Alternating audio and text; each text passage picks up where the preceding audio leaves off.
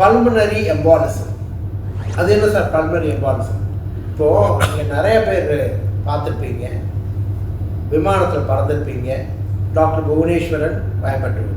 இந்த விமானத்தில் பறக்கும் பொழுது சில சமயம் சொல்லுவாங்க, ரொம்ப நேரம் பறக்கிற விமானத்தில் நீங்கள் இருக்கீங்க, வெளிநாடுகளுக்கு போகிறீங்க அப்படின்னா நீங்கள் கொஞ்சம் நடக்கணும், உட்காந்துட்டே இருக்காதீங்க, காலுக்கு அந்த நல்ல சாக்ஸ் டைட்டாக போடுங்க அப்படிங்கிற மாதிரிலாம் சொல்லுவாங்க. அது என்ன அப்படின்னு பார்த்தீங்கன்னா, சில சமயம் சிலருக்கு ரொம்ப நேரம் எந்த விதமான அசைவும் இல்லாமல் உட்கார்ந்துருந்தாலும், அல்லது உதாரணம் பார்த்தீங்கன்னா, இப்போ ஒருத்தருக்கு ஒரு காலில் ஒரு சர்ஜரி வருது, ஒரு எலும்பு முறிவு வருது, அதற்கு காலை ஆட்டாமல் இருக்கணும்னு சொல்லிட்டு அந்த எலும்பு டாக்டர் சொல்கிறாங்க. இப்படி இருக்கும் பொழுது காலில் உள்ள அசுத்த இரத்த குழாய்கள் ரத்தம் கட்டியாக தேங்கி அது டீப் வீனஸ் த்ராம்போசிஸ் அப்படின்னு சொல்லிட்டு நாங்கள் ஆங்கிலத்தில் சொல்லுவோம். டெக்னிக்கல் என்னென்னா, அப்படியே சில சமயம் மூவ் ஆகி இந்த கீழே இருக்கிற ஒரு முக்கியமான ஒரு சிறை, ஐபிசின்னு சொல்லுவோம், இன்ஃபீரியர் வீனா கேவா, அதன் மூலமாக வலது இருதயத்துக்குள்ளே போய் அதிலிருந்து நேராக நுரையீரலில் போய் அடைக்கிறது தான் பல்மனரி எம்பாலிசம் அப்படின்னு சொல்லுவோம்.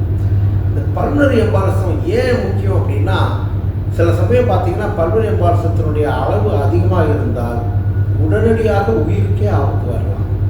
அதனால் ஒன்று முக்கியமாக நீங்கள் என்ன தெரிஞ்சுக்கணும் அப்படின்னா, பொதுவாக ரொம்ப நாள், ஏன்னா நாள் அல்லது ரொம்ப மணி நேரம் தொடர்ந்து இப்போ காரில் பயணம் பண்ணுறதோ பஸ்ஸில் பயணம் பண்ணுறதோ பல மணி நேரங்கள் அப்படின்னு மாதிரி வந்ததுன்னா கண்டிப்பாக ஒன்று தெரிஞ்சுக்குங்க. முக்கியமாக பெண்கள், அதுவும் வயதானவர்கள் அப்படின்னு இருக்கும் பொழுது நீங்கள் என்ன புரிஞ்சுக்கணும், இந்த காலினுடைய, அதாவது முழங்காலுக்கு கீழே இருக்கிற அந்த சதைப்பகுதியில் தான் இந்த ரத்த கட்டி அதிகமாக உருவாகக்கூடிய வாய்ப்புகள் உண்டு.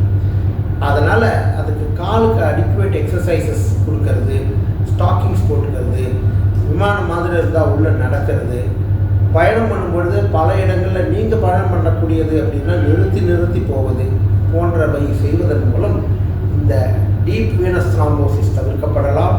அதன் காரணமாக வரக்கூடிய பல்மனரி எம்பாலிசமும் தவிர்க்கப்படலாம் அப்படின்னு தெரிஞ்சுக்கணும். புரிஞ்சுட்டிங்களா? இது சின்ன விஷயம்தான், ஆனால் அதை சரியாக கவனிக்காமல் விட்டீங்கன்னா அது பெரிய விளைவுகளை கொடுத்துரும். அப்படிங்கிறதுக்காக ஒரு சின்ன விழிப்புணர்வு. வணக்கம்.